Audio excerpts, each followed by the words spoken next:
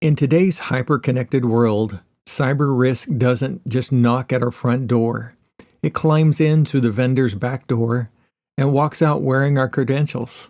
Supply chains and identity frameworks are no longer side issues.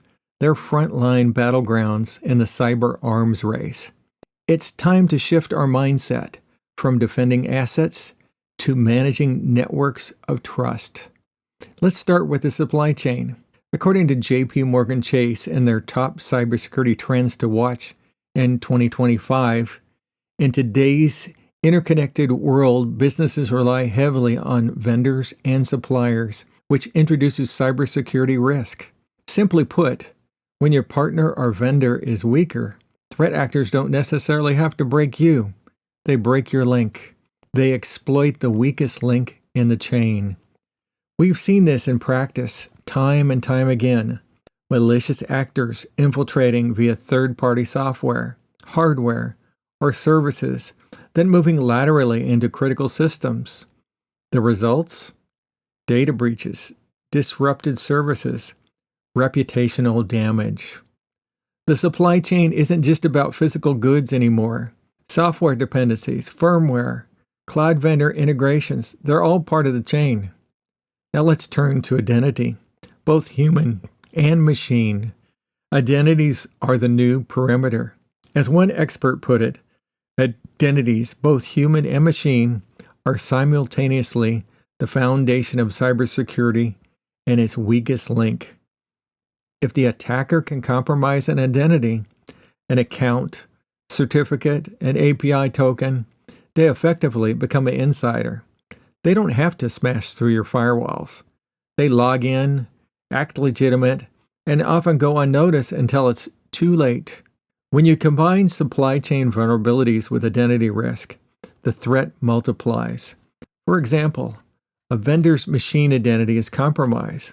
The attacker that uses that to impersonate a trusted service, escalate privileges, move across segments. The wider your ecosystem, the more identities in play, and the more surface area for attackers. So what does this mean for your organization?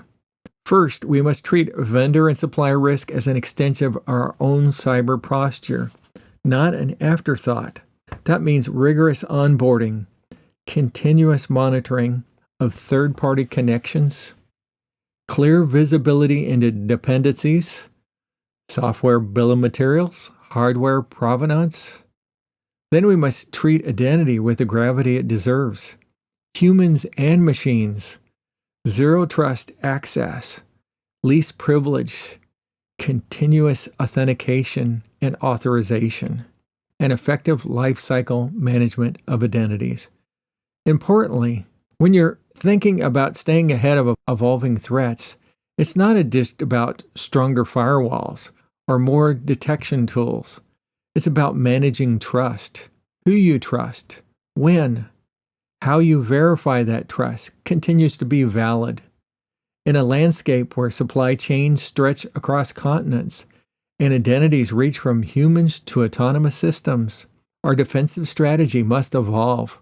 We're not just securing our own castle, we're securing the bridges to everyone who touches it and verifying every visitor, every machine, every service.